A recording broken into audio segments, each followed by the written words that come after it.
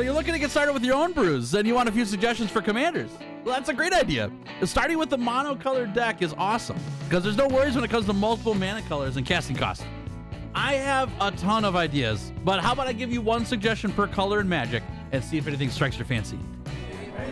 Okay, we'll start with the color red, and we're going to go for the classic Krenko Mob Boss. This card is ridiculous. It's very powerful, despite how easy it is to run. It's a really good card. Krenko Mob Boss is a 4-mana 3/3 legendary goblin, and the goblin keyword there is very good. The ability on him is what makes him insane, though. It says tap Krenko and then create X 1/1 red goblin creature tokens, where X is the number of goblins you control. And you can imagine that this gets out of hand very quickly, right? If we just start with only Krenko on the board and we tap Krenko, that gives you 1 goblin token, which doesn't feel like that big of a deal. You've got a 3/3 and a 1/1. But then next turn, when you tap him again, well, now you've got Krenko and a 1/1 goblin, so now you make 2 goblin tokens, which gives you a total of 4 creatures on your board, a 3/3 and 3 1/1s. And if you get another turn to tap Krenko with the same board, you get 4 more goblins. So you've got a total of 8 goblins on the battlefield. He just makes a giant army by himself. And that's without putting any other cards on the battlefield.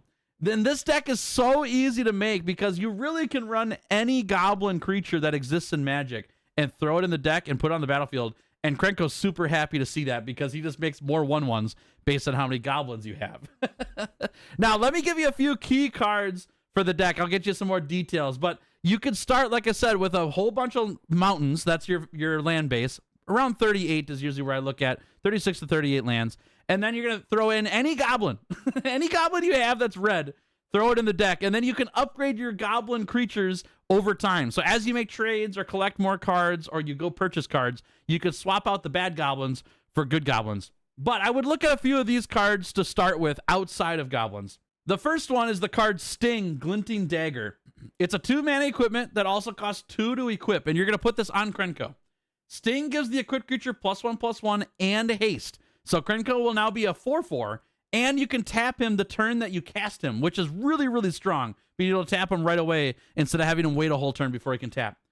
Sting also says that at the beginning of each combat, you untap the equipped creature. And that means each combat, not just yours. So what you're going to do with Sting is tap Krenko before combat and make a bunch of goblins. And then when your combat starts, you're going to untap Krenko and then tap him again. And you're going to double all of your goblins. And then when it goes to the next player's turn, when it goes to their combat, you untap Krenko again and then tap them before the end of their turn to double all your goblins again. It goes crazy. It goes absolutely insane. It's such a good card. The last line of text there doesn't matter unless you're playing against goblins or orcs. Then you get a little bit of first strike on Krenko. But the untap ability on Sting is so powerful. And Sting isn't that expensive of a card. It's starting to go up in price, though. So if you're looking to get into Krenko, I would look for your low-cost Sting and then maybe hang on to it because the value of Sting in decks is going up in the Commander format.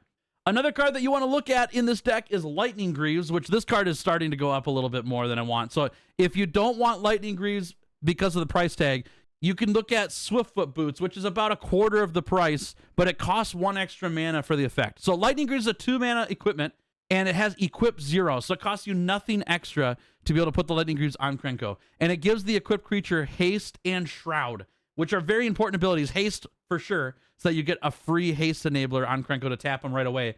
But also, Shroud makes it that nobody can target him with anything. And so it makes removing Krenko really difficult.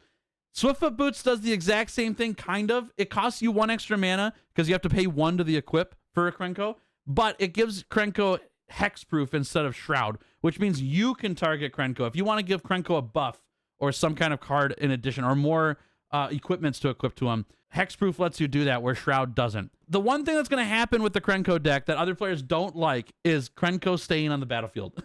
If you get to tap Krenko too many times, it's game over for your opponents because you're going to make an overwhelming army of 1/1 goblins. And there's stuff that you could do with those goblins then later, which I'll get into in just a second. But Krenko is an army on a card, and it makes the army very, very quickly. And so you want to find ways to protect Krenko so that your opponents don't remove him. And Lightning Greaves is a really good place to start because it can go in any deck. But other protection spells, there's a lot of them out there, but running some protection spells in the deck is going to make a really big difference in whether your Krenko deck gets to do the Krenko thing. So those are a couple cards that are kind of key cards in the deck that aren't goblins, but let's look at a few goblins that are going to be worth picking up that let you really utilize what Krenko can do with the goblins besides just having 1/1 attackers. The first one that I think is so strong and it looks really unassuming is the Skirk Prospector. Skirk Prospector is a 1 mana 1/1 goblin, and it says sacrifice a goblin and add 1 red mana. And on its own, this card just pays for itself. You pay 1 mana to put on the battlefield, and then you can use it as a blocker, or if you need a red mana in a pinch, you can just sack itself and you get that red mana back. But with Krenko, you can see where this goes crazy. If we've got 3 or 4 1/1 goblin tokens on the board, we can sack all of those to get a red mana per creature that we sack, and then play bigger, better goblins later on, or cast some big instant for a large amount of mana beyond what your mana base is able to tap for. Skirk Prospector is one of those cards where you just leave it on the battlefield and let it sit there and do its thing. And when you're just 1 mana short for that big spell you want to play, you have goblins on the battlefield to sack to do the big mana plays in Krenko Mob Boss. It's a very, very good card.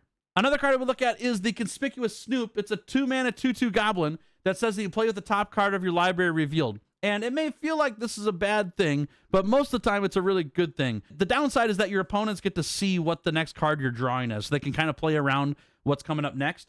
But the other abilities on Conspicuous Snoop is what makes it really good, because it says that you may cast goblin spells from the top of your library. So if there's a goblin card sitting on the top of your deck, you can use mana to put it onto the battlefield just like if it was in your hand. Essentially what that means is Conspicuous Snoop is like a draw card. It doesn't say draw a card on the card, but you're essentially drawing cards and you're just putting them right into the battlefield. And this also combos really well with Skirk Prospector, the last card we talked about, because you can sacrifice goblins to get that extra bit of mana you need to keep casting goblins off the top of your deck. Then you tap Krenko to make a whole bunch more goblin tokens to then make more mana to play more goblins. It goes crazy. It's super good. And another side benefit, this doesn't happen very often, but it does matter sometimes, is Conspicuous Snoop says as long as the top card of your library is a goblin card, Conspicuous Snoop has all activated abilities of that card. So like a really minor end of this is, say for example, Skirk Prospector is on top of your deck. Well, now the sacrifice a goblin, add red mana ability is on Conspicuous Snoop. So then you can sack a goblin with the Conspicuous Snoop to make a red mana to then be able to cast the Skirk Prospector put on the battlefield, which is kind of cool. And there's other goblins that have really fun activated abilities that you can then use from the top of your deck with Conspicuous Snoop without having to cast that goblin card off the top. Consider Conspicuous Snoop in your deck because it's a pretty good draw engine, even though it doesn't say draw a card on it. Red decks have a hard time drawing cards, and this is a really sneaky way to get some card draw in. And for another really powerful goblin card to put in your Krenko deck is Hobgoblin Bandit Lord. 3 mana 2/3 goblin, and it gives other goblins you control +1/+1. So now all of your 1/1 tokens are 2/2s, which is very strong. Doubling the power of the tokens Krenko makes is super good for the attack and for the defense. Hobgoblin Bandit Lord also says you can pay red and tap it, and Hobgoblin Bandit Lord deals damage equal to the number of goblins that entered the battlefield under your control this turn to any target. That number could be huge, right? Imagine that Krenko taps and makes 8 1/1 red goblin creature tokens, and then you pay 1 red mana and tap Hobgoblin Bandit Lord, and you get to do 8 damage to anything. That's huge. It's crazy. Notably, this ability and Krenko's ability are instant speed abilities. You could do them at any time. And so you don't have to do this on your turn and reveal all of your information for where you're going to hit players for damage or hit their creatures for damage. You can wait till before your turn starts on the other player's turn before yours. Right before they end the turn, you could tap Krenko, double your goblins, and then tap the Hobgoblin Bandit Lord and do a bunch of damage based on how many tokens you made and just kill the biggest threat on the board that you can with that damage. And then it passes to your turn and you get to do it again. It's very, very strong. It's worth considering in your deck. And even if you don't use the activated ability of Hobgoblin Bandit Lord, the +1/+1 for all of your goblin tokens is very, very strong. Now, the other thing I want to talk about real fast with all of these decks is what are you going to learn by playing this deck, right? So for this Krenko Mob Boss deck, the key things you're going to learn about Commander is activated abilities, I think is a big one, because you get to learn that these activated abilities on goblins, most of them you can do on other players' turns. And so when you actually activate your cards matters a lot, right? You can imagine a scenario where if somebody's going to board wipe, maybe you want to activate Krenko before that happens and then your Hobgoblin Bandit Lord right afterwards, So you can at least dome that player for a bunch of damage before all of your goblins die. Right? Where the flip side is that if you do everything on your turn, all of the opponents have all the information that they need to deal with your board. If you hold back some of the information by using those activated abilities at instant speed at other players' turns, it makes players have to decide how they're going to respond to that, or if they even can, based on what happened when they didn't know it was going to happen. Another thing you're going to learn from this deck is how to play typal decks. Typal decks are a very common type of deck to make. There are types of decks for all creature types all over the place. And some of the most powerful and common commander decks in the format are typal decks. The Ur-Dragon, as of recording, is the #1 most built deck ever. And it's just a deck full of dragons. It's a 5-color deck, and you run all the dragons you want. You put whatever dragon you want in it. And typal decks, they have an interesting way of building because there's certain card selections that you make based on the creature type, whereas there might be a more powerful card than that card, but that more powerful card isn't the type that you want for the deck. Krenko's a really great example of this. Goblins aren't that good, but when you put a whole goblins together, they're pretty good.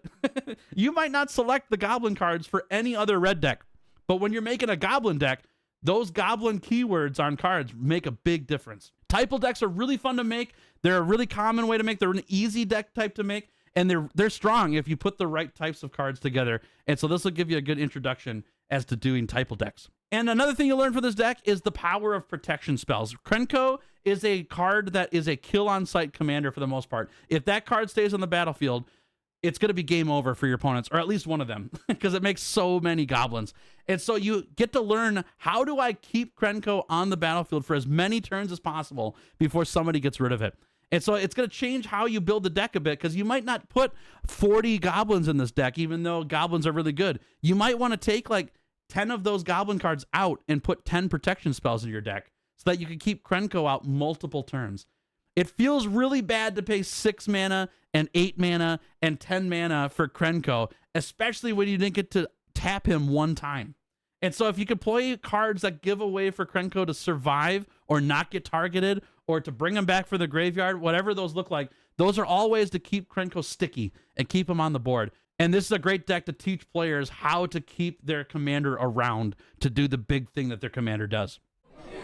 All right, let's look at a white commander deck next, and we'll get into a whole nother style of a commander deck here, and we'll make a Voltron deck, which I think this deck does really well because white decks do really well with equipment. And Balin the Wandering Knight, I think, is a great card to introduce players to Voltron-style decks and equipping your commander for commander damage. Voltron is a term in Commander that says we're going to use our commander, the legendary creature that helms our deck, to hit a player for at least 21 damage in a game. If you do that, that player loses the game.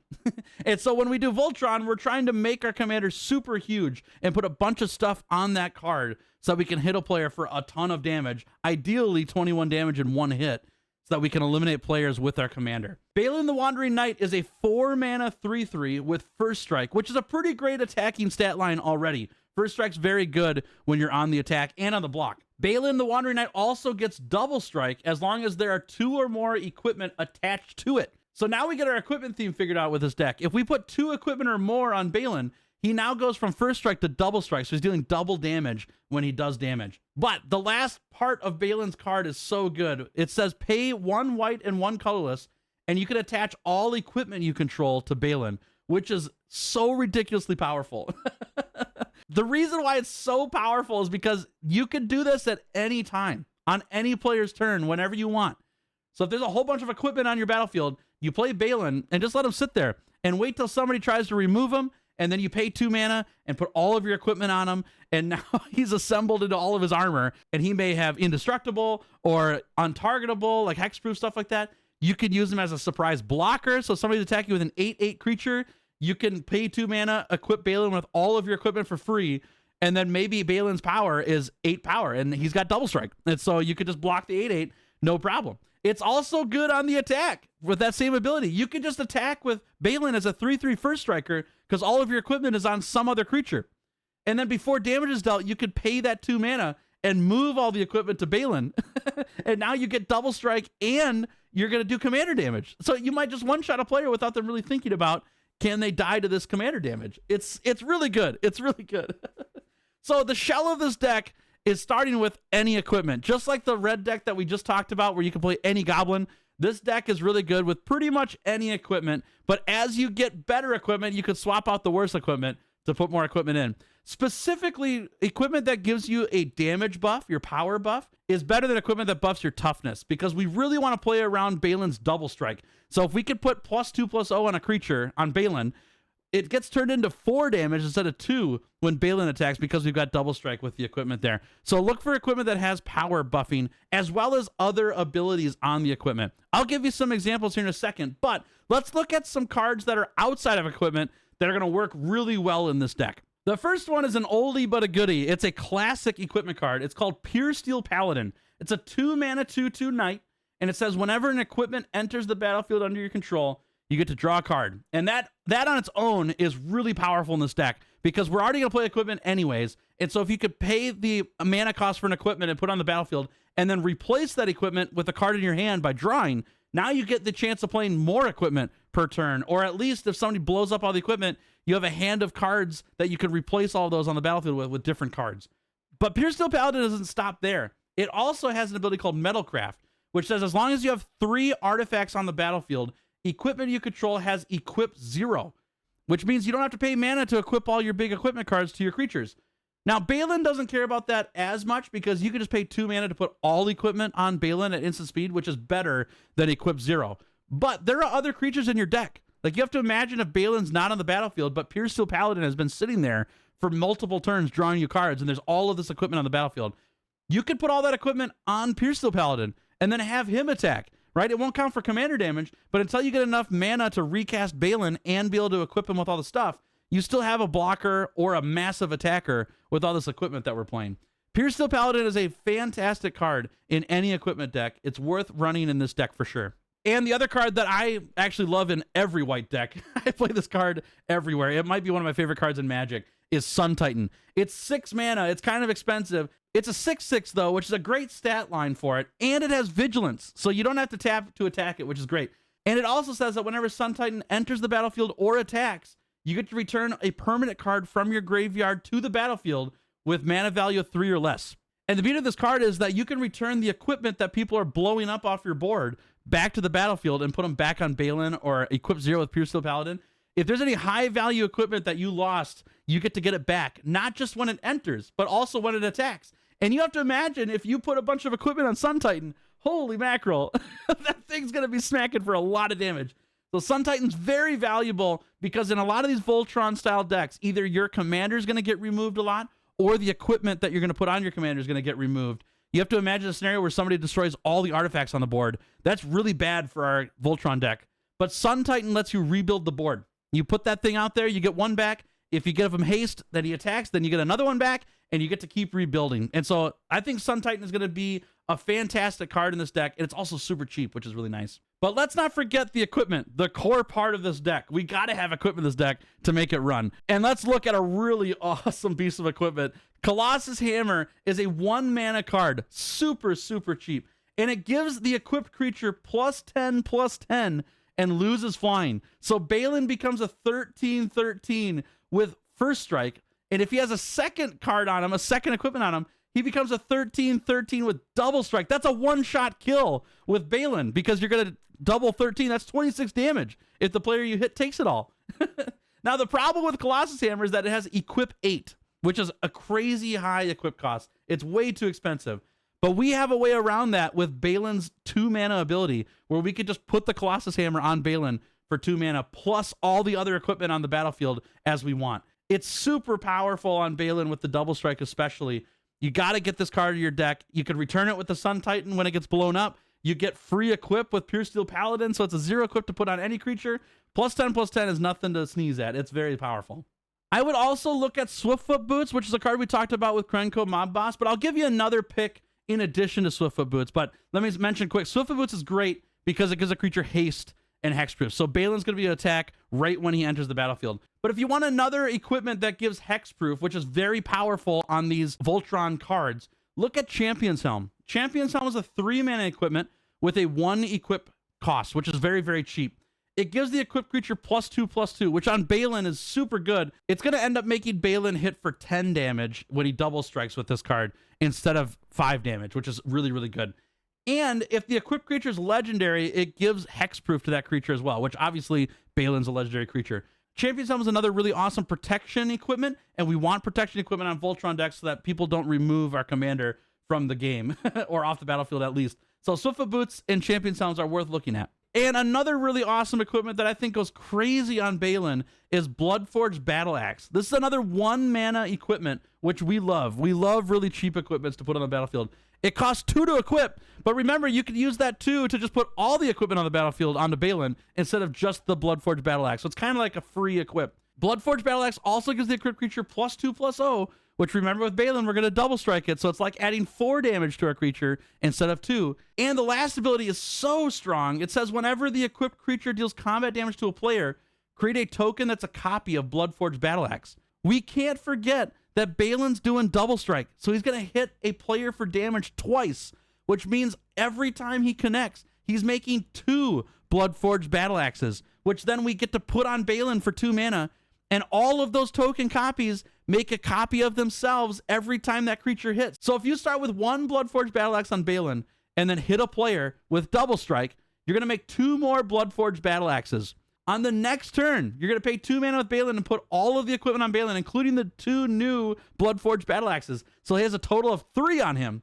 And then you hit a player for double strike, which means you're making 6 more Bloodforged Battle Axes.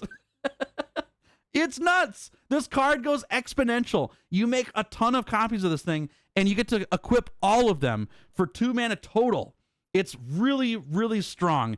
So I would highly consider grabbing Bloodforged Battle Axe. It's one of the few Voltron decks that can use this card very efficiently, and it's very strong.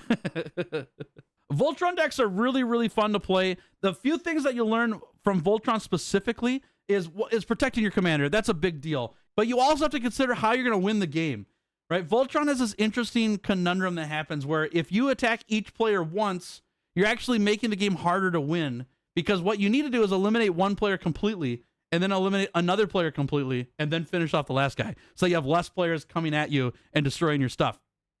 That's hard to navigate in Commander, right? Commander's a politicking, super fun play group, social game. And so when you just go after one player, it can make people feel bad. So you got to be able to play the politics well of who you're attacking and why so that you can get closer to eliminating them or eliminating them altogether. And I think that's a really good thing to learn when playing Commander, is not just grab one player's ankle and don't let go until they die, but how do you navigate this as a person who's playing with a friend across the table that you're going to eliminate them with your big cat knight? You know, it's fun to play that out. You're going to learn some more things about activated abilities here, which we talked about with Krenko, but the activated abilities here are really, really strong for Balin. It's going to let you see the power of abilities like Vigilance, where if you don't have to tap Balin, and now you've got a double striking blocker as well, that can happen out of nowhere, because you can just pay 2 mana and move all the equipment to Balin. That's really strong. And lastly, it's going to teach you a lot about how to deal with removal, because not only is Balin going to get targeted in this deck, because people really don't want Balin to have 2 equipment on him or more, but they're also going to remove your really good equipment. And that could feel really bad to have a bunch of your stuff removed. Remember that when your stuff gets removed, that means you're doing something right. Yeah? You're making the game hard for other players, and so they have to respond to you, because if they don't, they're going to have a hard time. Unless you have a player in your player group that's just a big jerk and removes everyone's stuff all the time. That's a whole nother conversation, though. And so how you respond to removal is going to be something you'll learn in this deck, because it's not about trying to convince people not to blow up your stuff, though that's a worthy strategy, but it's also about choosing cards in your deck that get cards back after being removed. That's why Sun Titan is such a powerful card in this deck, is that if you keep Sun Titan on the board after a whole bunch of stuff's been blown up, Sun Titan just rebuilds your whole board by itself. It takes a couple turns, you got to get some attacks in there, but there's a whole bunch of cards in white that return artifacts from the graveyard to the battlefield, or return cards that cost 3 mana or less from the graveyard to the battlefield. And so you want to take up some of your deck slots for those so you can put all the cards you really liked attacking with back on the battlefield. All right, let's go into the blue deck here, and I wanted to change things up quite a bit between each deck. That's why I didn't just pick typal decks for every color. With this deck, I wanted to get into more cards that you play that aren't permanents, right? Krenko's a lot of creatures, Balin's a lot of equipments. Let's play some non-permanents and make a whole deck around it. So we'll look at Talren Sky Summoner, a 4-mana 2/2 merfolk, and the card says whenever you cast an instant or sorcery spell, you create a 2/2 blue drake creature token with flying.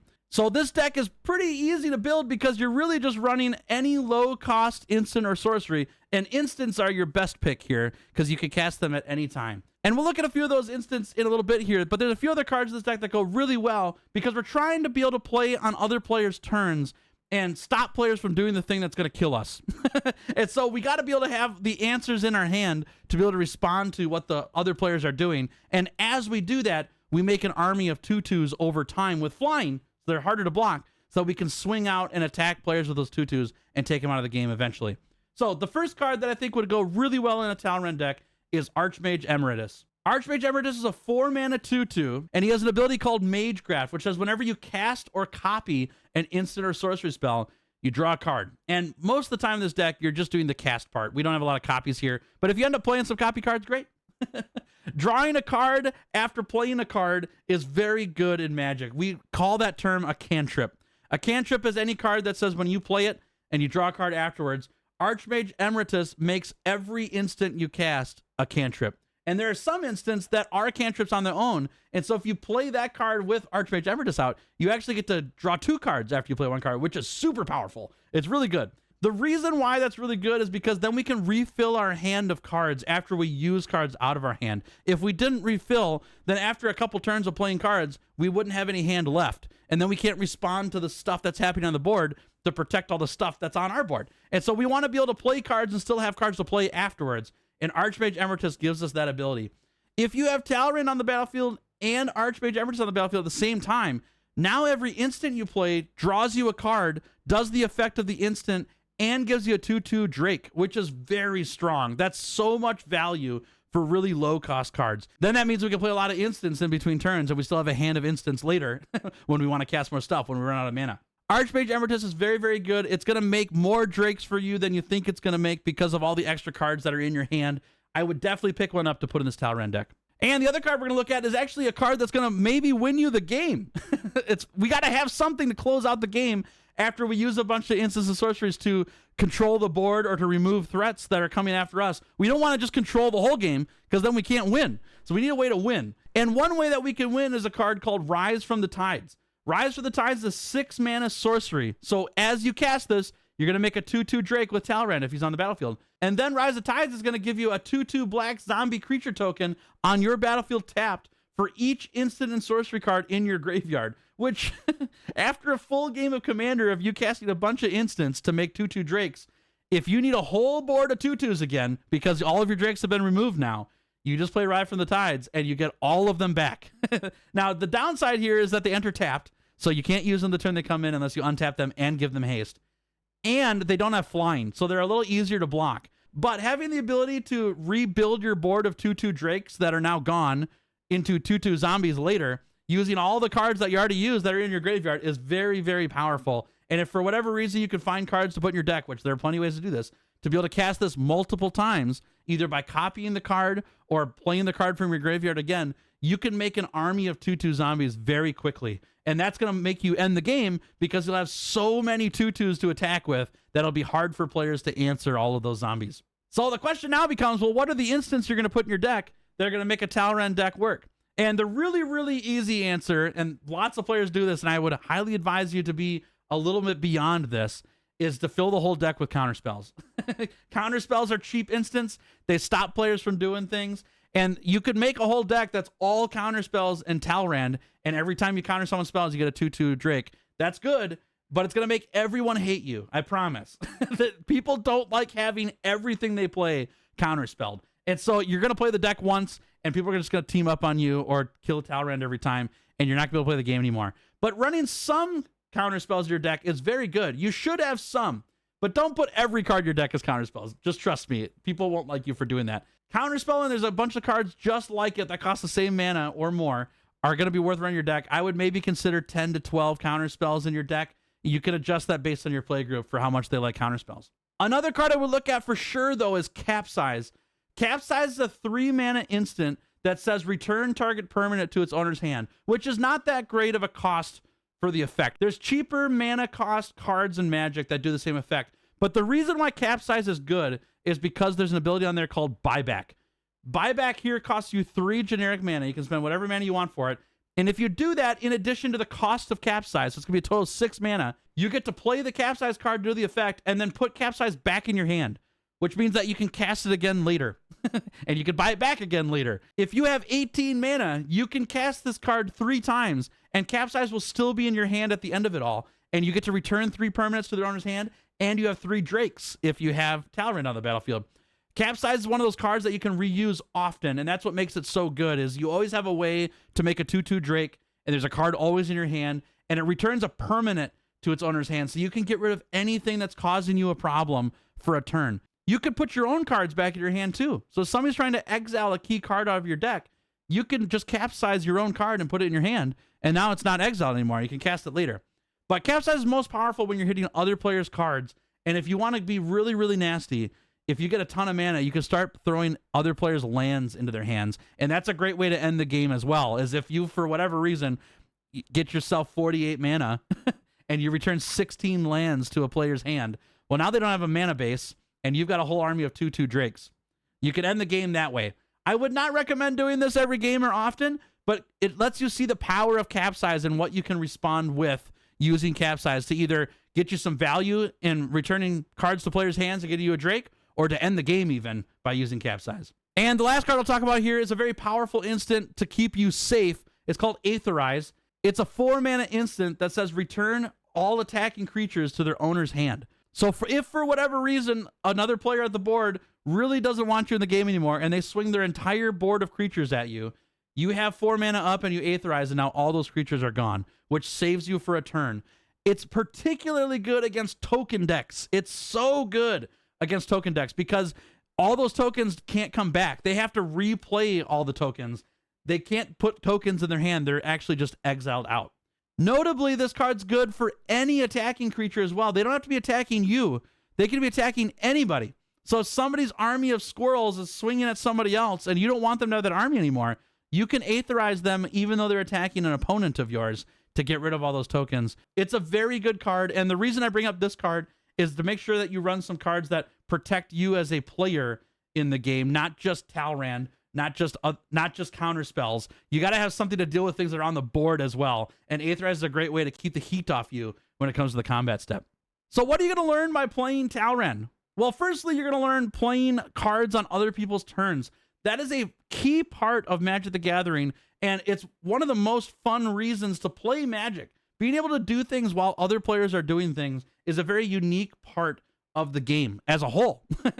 There's not a ton of games that are out there, board games and card games, where you're doing stuff while other players are doing stuff. Magic has a really good system, even though it's a little bit complicated, to be able to do stuff on other players' turns. Instant speed cards, when you start using them and seeing how powerful they are in response to things or before your turn starts to things, or to set up boards before your turn starts, there's so many things you learn by playing instant cards or cards at flash speed that this deck is going to teach you that very quickly on how good it is. You're also going to learn a lot about threat assessment, which is a very common phrase thrown around in Commander games because players like to assume that their board's not a problem. And sometimes those players aren't the problem, but it's the people who are using removal spells on cards that get called out for either good or bad threat assessment.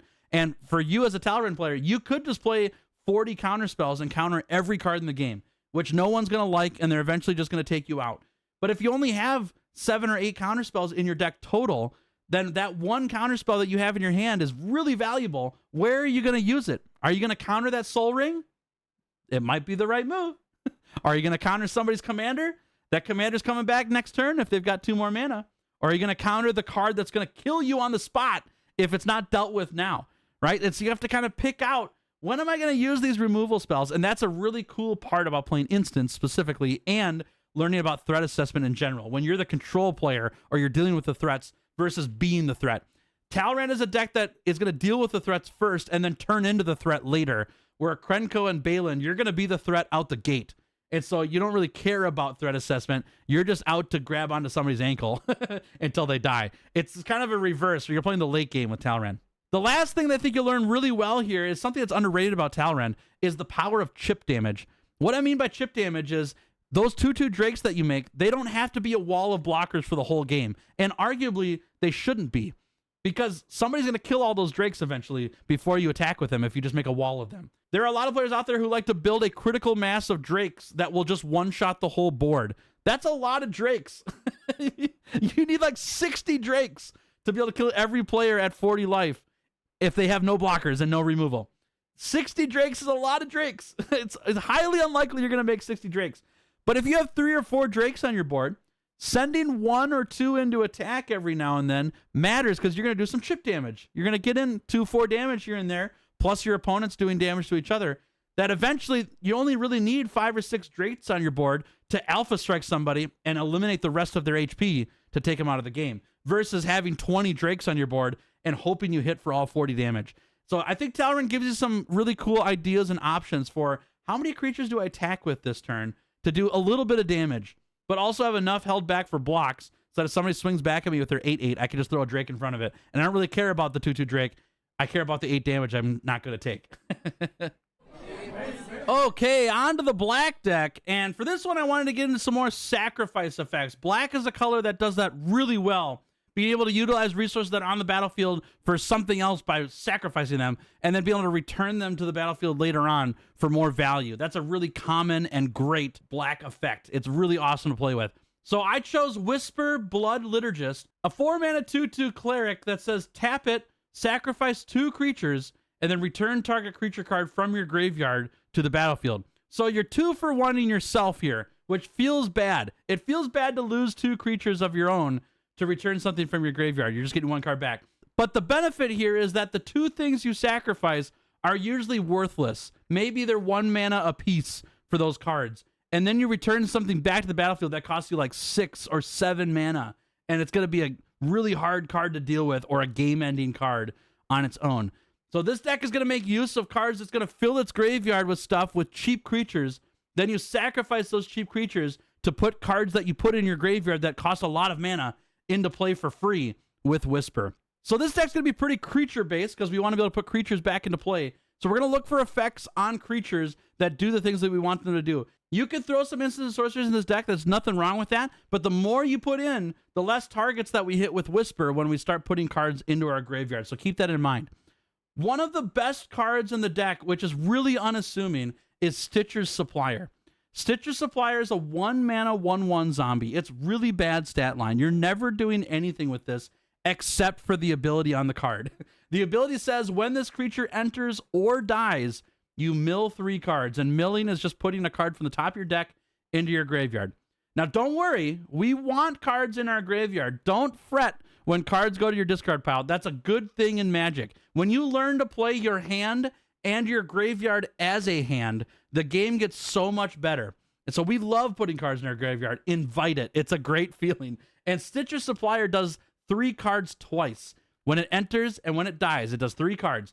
And Whisper, we can use the ability on it to sacrifice that Stitcher Supplier later to mill ourselves for 3 cards. And it counts as one of the 2 creatures that we need to sacrifice to do Whisper's ability, which is super, super great.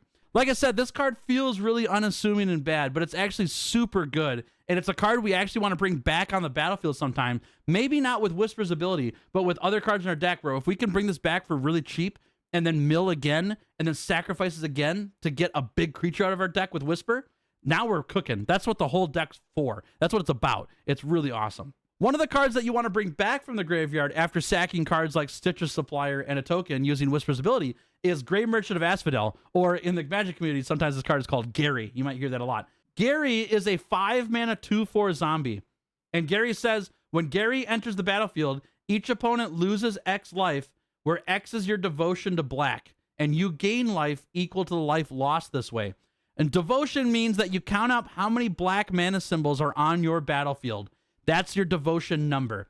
So, for example, if we have Whisper on the battlefield and Grey Merchant of Asphodel enters, and that's the only things on our battlefield, our devotion is 3. We have 1 black mana pip from Whisper and 2 from Gary.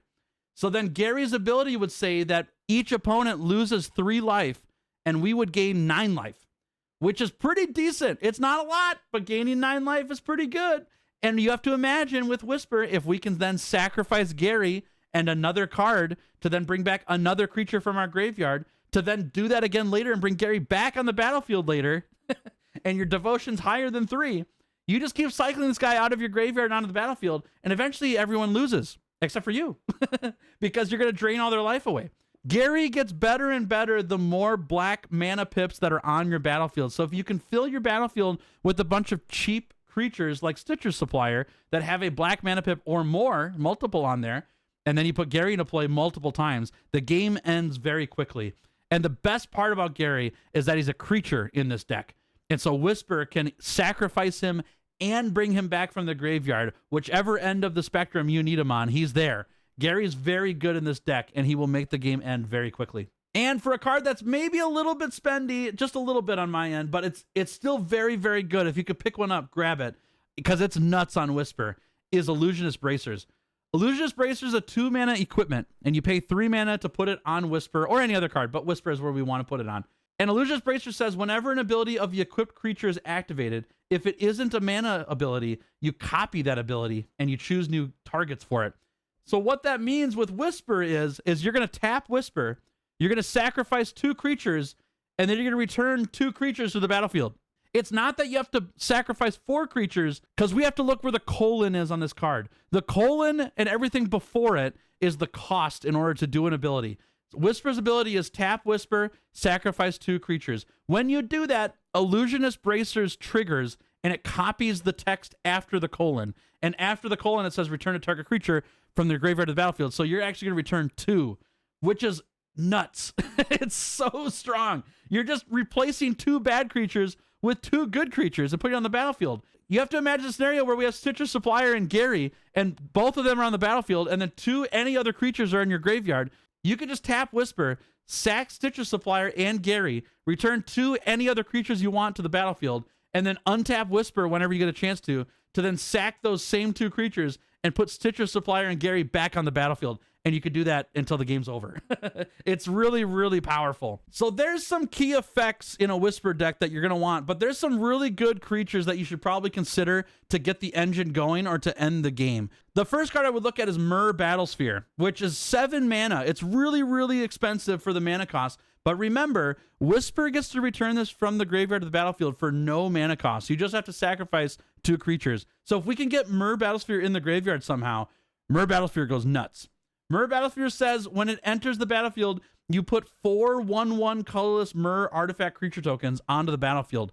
Notably, these creature tokens are really good to sacrifice with Whisper to then return another creature from your graveyard to the battlefield. Myr Battlesphere also says that when it attacks, you can tap X untapped Myr you control to give Myr Battlesphere +X+O to end a turn, and it deals X damage to the defending player. So if we use the 4 Myr that it already makes and we attack with the Myr Battlesphere, you could tap those 4 Myr and give Myr Battlesphere +4/+O, so now it's an 8/7, and you do 4 damage to the defending player before damage is dealt by creatures. So it's a very powerful game-ending card, and you could use it for multiple things. You could use it to make a bunch of tokens that Whisper can use to sacrifice to bring more cards back. You can use it to make an army of Myrs on its own by having Whisper bring it back from the graveyard multiple times to make a bunch of Myrs to then be able to attack with a giant Myr Battlesphere.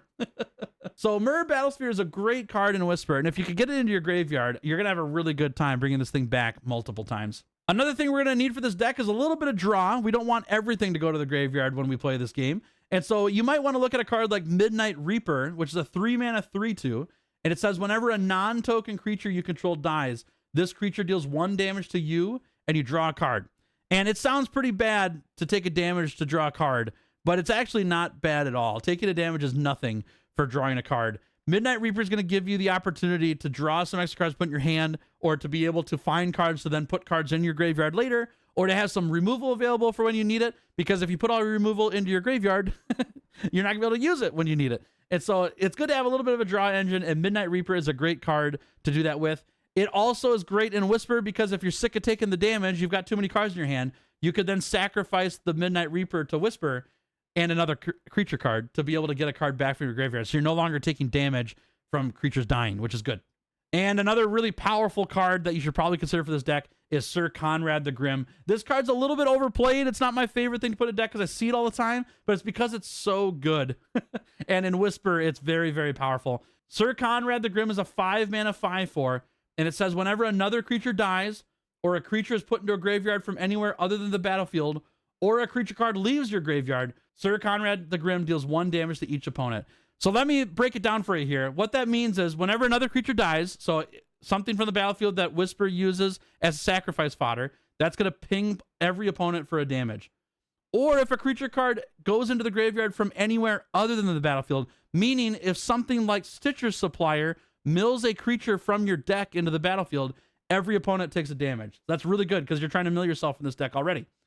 Or if a creature card leaves your graveyard, which Whisper's doing with its ability as well, right? You're sacking 2 creatures to bring 1 back from the graveyard to the battlefield. When you bring that creature back from the graveyard, Sir Conrad's going to hit every player for 1 damage. Which also means that with 1 activation of Whisper and Sir Conrad on the battlefield, you're going to sacrifice 2 creatures and bring 1 creature back from the graveyard, which is hitting every opponent for 3 damage.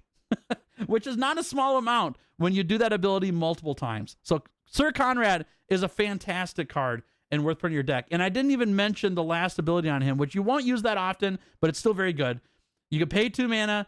Each player puts the top card of their library into their graveyard. And that's going to help Sir Conrad trigger his 1 damage to each opponent for any creature that's put into their graveyard from their deck. It's not just your own creatures that go into your own graveyard. It's when creatures on your opponent's decks go into their graveyard, you also ping players for that 1 damage. So milling every player for 1 card could potentially hit all of your opponents for 4 damage, which is very good for 2 mana.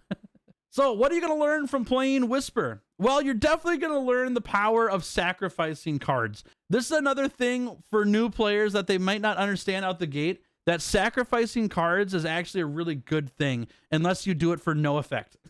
And Whisper's effect is very, very strong. Sacrificing low mana or low powered creatures for a really big threat is very powerful. And you could do that effect at instant speed on other players' turns in response to removal, right? If somebody's going to play a Path to Exile on your big creature, you can respond by sacrificing that big creature and 1 other creature, and then bring something else back from the graveyard. And now that big creature is not exiled. It's just in your graveyard to bring back later. Sacrificing is very good in Commander, and this deck's going to teach you the power of using sacrifice effects.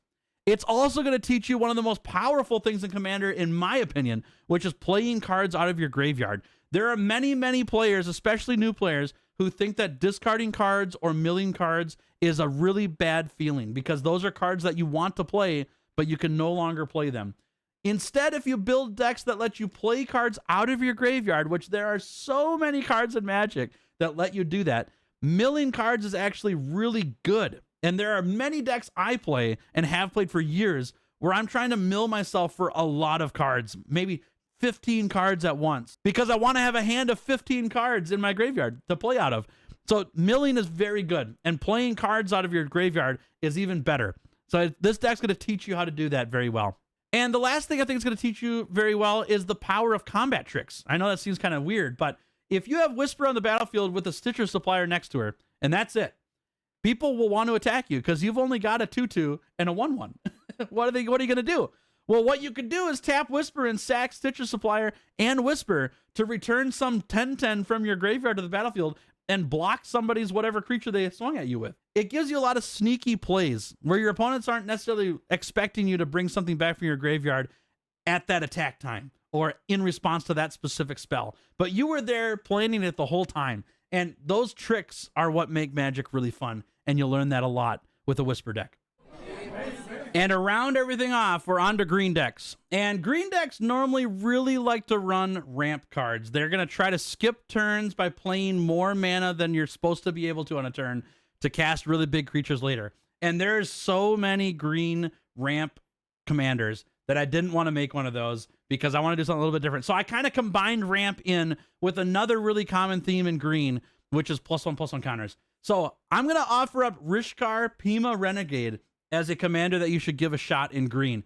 Rishkar is a 3-mana 2/2 elf card, and it says whenever Rishkar Pima Renegade enters the battlefield, you put a +1/+1 counter on each of up to 2 target creatures. And notably, one of the creatures can be Rishkar. You don't have to have 2 creatures on your board before you play Rishkar. You could just have 1 on the board, and then Rishkar himself, and you can put a 1/1 counter on him and on the other creature.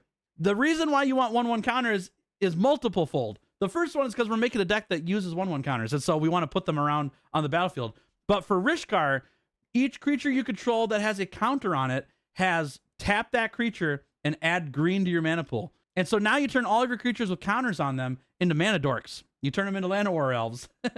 So Rishkar is really fun when you play either a bunch of tokens on your board or you play a bunch of really low-cost creatures, and elves are a really good place to go with that, though elves have a lot of cards that tap for green mana already, so it might not be a good slot in there, but it would work. You could play elves that aren't mana dorks and turn them into mana dorks. But being able to turn other creatures into mana dorks that are just sitting there anyways is pretty powerful. And they're also getting bigger. When you put a +1/+1 counter on that creature, their power and toughness is going up. And so they're getting more powerful and they can do more damage and take more hits, which is great. And so now we just need to combo that with cards that really like +1/+1 counters or really like to attack. And then you could build this board to get a bunch of mana with cards with counters on them to be able to cast really big creatures later, or be able to make a really wide board and make a ton of mana to do some kind of effect that grows all of those cards a ton to be able to attack with. So we'll get into some key cards that distribute +1/+1 counters here in a minute, because those cards are really good in this deck. But let's look at a couple key cards that are going to help you maintain this board of creatures that have counters on them. The first card that I think is really, really good, and there's cards like it, but it slots into this deck very well, is Inspiring Call. Inspiring Call is a 3-mana instant that says you get to draw a card for each creature you control with a +1/+1 counter on it. Then those creatures gain indestructible until end of turn. So this is a great card for multiple reasons. Firstly, and most importantly, in my opinion, it's great for when somebody plays like a Wrath of God and they want to blow up all of your creatures on the board because they're getting too big or you're getting too many of them. You can play Inspiring Call in response, and all of your creatures that have counters on them are now indestructible, and the board's wiped except for yours, which is very, very good. Having your board survive that is awesome. But you also get the side benefit of every creature you control with a 1/1 counter on it, you get to draw a card for, which is refilling your hand. And the most powerful thing that you can partner with a lot of mana is a lot of cards to play.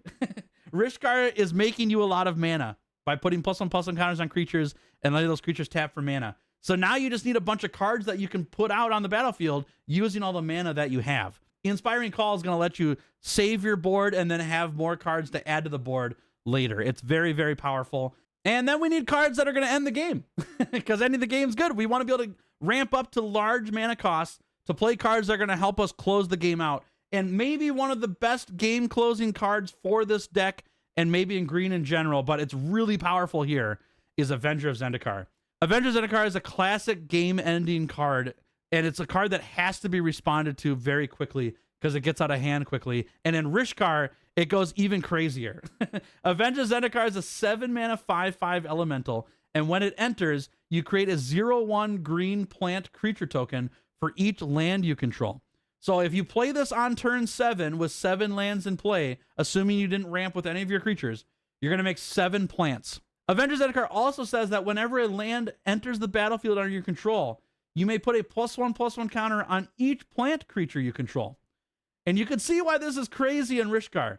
Because on turn 7, when you play Avenger of Zendikar with 7 lands in play, you get 7 plants. And then you play a land after you play Avenger of Zendikar, which will be your 8th land. But that land triggers landfall and puts a 1/1 counter on all of your plants. All 7 of them, right? So now you have 7 creatures with +1/+1 counters on them. And Rishkar says, oh, hey, look, there's a creature with a +1/+1 counter on it. It can now tap for 1 green. So you can either have this army of plants attack, or you could tap them for green mana. Now, in this play specifically, you need to have those plants have haste because they can't tap the turn they enter play. But you understand what I'm saying. Making an army of mana dorks with Avenger of Zendikar using Rishkar's ability is super good because it's essentially doubling your mana with 1 card. Well, 2 cards, I guess. Rishkar plus Avenger of Zendikar. It's very, very powerful. And then over time, as you play more lands to add more 1/1 counters to plants, when they're 2 or 3 power, they are a force to be reckoned with because you're just going to attack players with all of those plants and they will die a very plant-filled death. It's pretty fun. So the key part about this deck, though, is adding counters to your creatures. And here's a few cards that are going to be some of the best you're going to find for a mono green deck. The card for sure that you're going to want to run in this deck that's going to go nuts with the mono green deck is Ivy-Lane Denizen. Ivy-Lane Denizen is a 4-mana 2/3 elf, and whenever another green creature enters the battlefield under your control, you put a +1/+1 counter on target creature. And those words matter a lot. right? Another matters, meaning that you can't put a 1/1 counter when Ivy Lane Denizen enters the battlefield. So bummer there. But whenever you play any other green creature, you get to put a +1/+1 counter on target creature, not on that creature. So if you want Ivy Lane Denizen to have a 1/1 counter on it so you can tap it for mana the next turn when you played that other creature, you can. You can also put it on any creature that didn't have counters on them prior to Ivy Lane Denizen being on the board. And so then it lets you spread out all these +1/+1 counters all over the place, which then combos with Rishkar so well because all of those creatures can tap for a green mana to then be able to let you play these giant green spells later on. Ivy Lane Denizen is a shoo-in in this deck. It's really, really good. And another sneaky thing you can do with Ivy Lane Denizen is you don't have to spread the 1/1 counters out either. If it's getting later in the game and you just need one really big attacker, then for every green creature that enters, you could put all of the 1/1 counters that Ivy Lane Denizen makes onto one creature and then just have a really big, giant, beefy creature, which is pretty cool. Another card that's very similar is Defiler of Vigor. It's a 5-mana 6/6 with Trample. And Trample here is super good because if you can load up this guy with a ton of counters, he becomes a very threatening attacker with Trample on there. Defiler of Vigor also says, as an additional cost to cast green permanent spells, you may pay 2 life. Those spells cost 1 green mana less to cast if you paid life this way. This effect reduces only the amount of green mana you play. Meaning, if you're going to play a Llanowar Elf, which normally costs 1 green mana, with Defiler of Vigor, you can just pay 2 life and put Llanowar Elves on the battlefield. You're good to go. Or, let's use Avenger Zendikar as an example. Avenger Zendikar has 7 mana, but 2 of it's green. You can pay 2 life for one of those green pips, and then spend 6 mana for the Avenger Zendikar mana cost, which lets you then play Avenger Zendikar a turn earlier because you didn't have to pay an extra mana. You just paid 2 life. That's not where it ends either with Defiler of Vigor. That's just a nice perk. The best part about Defiler of Vigor is whenever you cast a green permanent spell, you put a +1/+1 counter on each creature you control. That's so crazy, dude. That's so insane. With Rishkar, that just means you turn your whole board into mana dorks off of playing 1 green permanent spell with Defiler of Vigor. Your mana just like it doubles or more in a single turn if your board's pretty big. It's so good. It's very, very powerful. It arguably is more powerful than Ivy Lane Denizen depending on how you're playing cards out. So consider this card when you're building Rishkar. And I'm going to give you a little spicy pick here, but let's give you the one that's not spicy. Loyal Guardian is worth looking at. 5 mana 4/4 with Trample. It has Lieutenant that says at the beginning of your combat your turn, if you control your commander, you put a +1/+1 counter on each creature you control, which is very good. It means every one of your combats, all of your creatures get a +1/+1 counter. Now they are mana dorks as well as bigger. This is probably a card you should look at. But the spicy one that I like more is Nissa, Voice of Zendikar. It's a 3-mana Planeswalker. And Planeswalker is a little bit confusing, but the benefit of Planeswalkers is that you could do the effects on their card once per turn. And so you get to do multiple things with the Planeswalker over the course of a game versus one-time effects with certain cards. So Nissa, you're going to pay 3 mana. Your Planeswalker has 3 loyalty. You could +1 the loyalty on Nissa to put a plant creature token on the battlefield, which if you then put a counter on that plant, it taps for mana, right? So it's making creatures on its own. It also makes a blocker, which is nice for Planeswalkers. Or you could -2 Nissa and put a +1/+1 counter on each creature you control, which is so good with Rishkar. If you've already got a board built, you just -2 her as soon as she enters the battlefield, and you get to make them all mana dorks. Really, really awesome. And if for whatever reason you get to 7 loyalty, you can -7 Nissa, and you gain X life and draw X cards, where X is the number of lands you control. So this lets you refill your hand, which is super nice. Like we said before, having cards in hand when you have a lot of mana in play is probably the best way to play Magic in general. So it's a matter of choice there. Arguably, you could run both Loyal Guardian and Nissa. I like Nissa a lot because you have the ability to play down a creature with Nissa or put down 1/1 counters, where Loyal Guardian is both. It is both a creature and gives you 1/1 counters, but when that thing dies, it's all gone. Whereas Nissa, you have a different removal type to get rid of Nissa. It's not just creature removal to deal with her. So what are you going to learn from this Rishkar deck that seems like really, really good? Because it kind of is. Well, the first thing you're going to learn is the power of ramp. Specifically, the reason why ramp is awesome is because every time your commander dies, it costs more mana to play. And so if you play ramp, you can just play your commander often, which is a really great thing to do if you like to play your commander often. And so green decks, and this deck specifically, is going to teach you ramp in a really fun and unique way, instead of all the cards that just say search your library for a land and put it on the battlefield. This is a unique way to make some ramp. You're also going to learn the difference between growing your board and sandbagging your board. And here's what I mean by that. If you have a lot of mana in play and a lot of cards in hand, it's really easy to say, well, I'll just tap all my mana and play every card possible out of my hand. And although that's very fun, the danger is that someone's going to say, well, dang, that's a big board. I'm going to blow up the whole thing. And then you have nothing. There's a certain point within the game where your board's big enough. And if people don't deal with it, you're going to win the game or get very close to it. And so then you start holding resources back. You don't cast things from your hand anymore. That's called sandbagging. And you do that because once your board is at critical mass where people have to respond to it, they have to respond. So when they do, you have cards to then replace the cards that all got destroyed. They're in your hand, right? Versus if you put them all on the battlefield, people already had to respond prior to you putting all that stuff on the battlefield. Now they really have to respond. It's the same scenario. So they're just going to get more value by blowing everything up than if you didn't play everything out of your hand. That's a really key skill to learn in Commander, because as fun as it is to cast every card out of your hand, it feels awful to then have all of your cards that you played get blown up and you have nothing for multiple turns. So learning how to sandbag is something that this Rishkar deck is going to teach players how to do for sure. If finding where's the balance of how big of a board can I make where I no longer need to make any more board and I can use what I have on the board to start making big waves in the game. And the last thing it's going to teach you is the power of going tall, right? Krenko Mob Boss, the very first deck we talked about in this video, is the power of going wide. You're making a lot of tokens to overwhelm your opponents with the number of creatures on the board. Rishkar is making a go tall board.